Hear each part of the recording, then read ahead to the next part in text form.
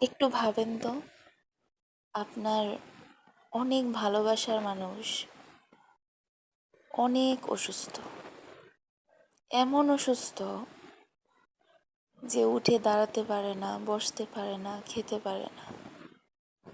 একটা সময় আইসিইউতে ভর্তি। তখন আপনার কেমন লাগবে? ঠিক সেই অনুভূতিটা আমার হয়েছিল। আমার আম্মা, যিনি কিনা মারা গেছে, উনি অনেক অসুস্থ ছিলেন। আমার মা আমার শুধু মা ছিল না, আমার বেস্ট ফ্রেন্ড ছিল, ভালোবাসার মানুষ ছিল। আমার কষ্ট দুঃখ দেখলে উনি বুঝতে পারতেন, আমার কণ্ঠ শুনলে বুঝতে পারতেন। তো উনি হঠাৎ করে অসুস্থ। অনেক ডাক্তার দেখিয়েছি, কোনো লাভ নেই। আমি যখন আমার মার কাছে হসপিটালে গেলাম, আমার মা ভর্তি ছিল। আমার মার দুইটা চোখ একটু একটু খোলা ছিল। আমার মা এই দুনিয়াতেই ছিল না। আমার মা কাউকে চিনতে পারতেছিল না। আমি গিয়ে চিৎকার করে বলতেছি, আম্মা আমি আমি আসছি আম্মা। না, আমার মা আমারে চিনে না। আমার আম্মা আমারে বুঝতেই পারে না, আমারে মনেই করতে পারতেছে না। আমার আম্মা কারণ এই দুনিয়াতেই তো নাই। আমার আম্মা অনেক ধৈর্যশীল, অনেক, এত অসুস্থ। তারপরে একটা দিন আমি আহ উহ করতে শুনলাম না। একটা দিন বলল না যে আমি ব্যথা পাই, কষ্ট হয়। উল্টো আমাকে আমার বাবা, ভাই, বোন সবাইকে সান্ত্বনা দিছে যে আমার কিছুই হবে না, আমি সুস্থ হয়ে যাব, আমার কিচ্ছু হবে না। আমার আম্মা যখন হসপিটালে, তখন আমার আম্মা তো এই দুনিয়াতেই নাই, একদম স্মৃতিহীন, কাউকে চেনে না। আমার আম্মার শরীরে এক পয়সা শক্তিও নাই। নার্সরা আমার আম্মার রগ খুঁজে পায় না। আমার আম্মার হাতে ক্যানুলা দিতেছে, আমার আম্মা অসহায়ের মতো তাকায় আছে। ইস, আমার আম্মা নাকি কত ব্যথা পাইছে, কত কষ্ট পাইছে। আর আমি তো চিৎকার করে কান্নাই করতেছি। তাও আমার আম্মা বুঝে না যে আমি আমি আইছি, তাও বুঝে না। আমার আম্মা আমার একটা দিন বলছিল যে তোমার কান্না আমি সহ্য করতে পারি না। আসলে মা মাই হয়, বুঝলেন? মার মতো আপন এই দুনিয়ার দ্বিতীয় কোনো মানুষ হবে না। আমার মা আমার কান্না সহ্য করতে পারে না, আর আমি অন্যদের সামনে কান্না করলেও কেউ কিছু বলে না। তো যখন আমার মার অবস্থা অনেক খারাপ, আমার আম্মার হঠাৎ করে স্মৃতি ফিরে। আমি তখন ছিলাম। তখন আমায় জিজ্ঞেস করতেছে আমি কেমন আছি, মানে আমার হাজবেন্ডের কথা জিজ্ঞেস করতেছে। দেখেন, আমার মা মৃত্যু শয্যায়, অথচ আমার হাজবেন্ডের নাম নেয়। অথচ আমার হাজবেন্ড কখনো তেমন তাকে আপ্যায়ন করার সুযোগই পায়নি, কারণ নতুন বিয়ে আমাদের। এরপর থেকে আম্মা অসুস্থ। তারপর আম্মা বলতেছে, তুমি চিন্তা করো না, চিন্তা করো না, আমি সুস্থ হয়ে যাব। এই অবস্থাতেও বলে সুস্থ হয়ে যাব।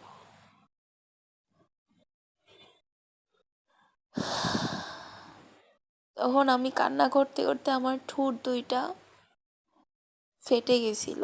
আমার আম্মা এত অসুস্থতাতেও আমাকে বলে, ঠোঁটে কি হয়েছে?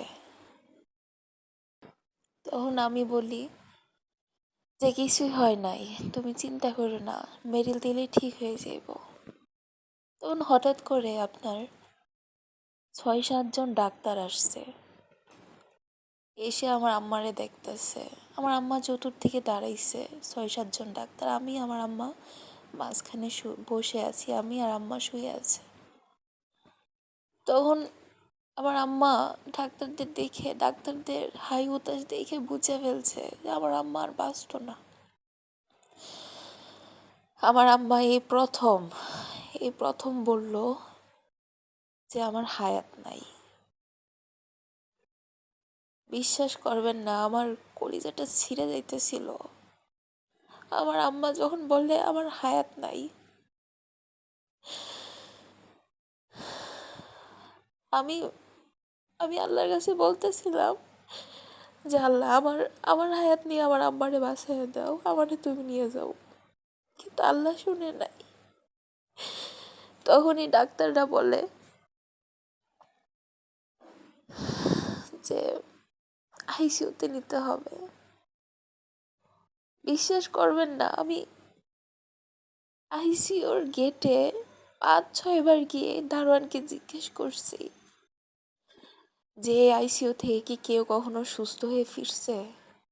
দারোয়ানরা বলছে হ্যাঁ ফিরছে তো।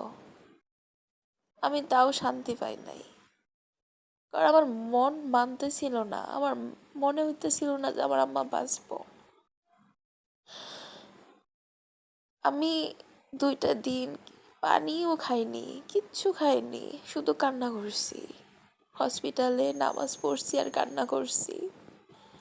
আমার কান্না দেখে হসপিটালে মানুষ এসে আমার সান্ত্বনা দিছে। আমি এত কান্না করছি, আমি সারাটা রাত ঘুমাতে পারিনি। আমার আম্মার লাইফ সাপোর্টে ছিল। সবাই বলছে একটাবার তোমার আম্মারে দেখে আসো, কিন্তু আমার সাহস হয় নাই। আমার আম্মারই অবস্থা দেখে আমার সাহস হয় নাই যে আমার আম্মারে একটাবার দেখবো। তো শুক্রবার সকালে আমি অনেক সাহস নিয়ে আমার আম্মারে দেখতে গেছি। আইসিইউতে ঢুকে দেখি এটা তো মৃত্যুপুরী, এইখানে কখনো মানুষ সুস্থ হতে পারে না, এটাই ধারণা হয়ে গেছিল আমার। আমি যখন হাঁটতেছি, সুস্থভাবে শ্বাস নিতেছি, যখন চারপাশে দেখতেছি এত এত মানুষ শুয়ে আছে, এত অবস্থা খারাপ, এত অসহায়, আমার কাছে মনে হয়েছিল যে আমি সত্যি ভাগ্যবান যে আমি এখনো সুস্থ আছি। তখন আমার আম্মার রুমে গেলাম, গিয়ে দেখি আমার আম্মার মুখটা এত ছোট হয়ে গেছে। আমার আম্মারে আমি ডাক দিলাম, আম্মা শুনে নাই, তখনও শুনে নাই। আমার আম্মার আমার আম্মার লাইফ সাপোর্ট, আমার আম্মার বুকের ভেতরে মেশিন, আমার আম্মা শ্বাস নিতে পারতেছে না। আমার আম্মা ঘুমাইতেছে। আমার আম্মার নাক দিয়ে নল, হাতে নল, অনেক যন্ত্র শরীরে। তখন ভাবলাম যে দেখি তো অন্যদের মেশিনগুলো কেমন আর আমার আম্মার মেশিনটা কেমন। আমি অনেকগুলো রোগীর মেশিন দেখছি ওই দিন, একটা একটা করে দেখছি, কিন্তু আমার আম্মার মেশিন অন্যরকম। আমার মার মেশিন সবচেয়ে বেশি। আমার আম্মা যে অসুস্থ অনেক বেশি, তাই আমি তখনই বুঝছি আমার মার বাঁচত না, আমার মার বাঁচত না। আমার আম্মার বিপি শুধু নামা উঠা করতেছে, উঠা নামা করতেছে। আমার মার পায়ে আমি শেষবারের মতো সালাম করে আইছি। আমার মার পা ঠান্ডা ছিল, বরফ। আমি জানতাম যে আমার আম্মা হারিয়ে গেছে আমার থেকে। এরপর থেকে আমি এই যে কান্না, আমার কান্না আর থামে না। বিশ্বাস করবেন না কেউ যে আমি সারাটা রাত আমি আইসিইউর গেটের সামনে দাঁড়াইয়া তবজি পড়ছি, বইসা তবজি পড়ছি আর পাগলের মতো কান্না করছি। দারোয়ান নার্স আমারে সরাইতে পারে নাই। আমার আব্বা আমার আব্বারে আমি এই একবারই দেখছি। আর আমার আব্বা মৃত্যুর আগে একবারই আমার নাম নিয়েছিল স্মৃতি ফিরা। এরপর আমি আমার আব্বার ডাকটাও শুনি নাই।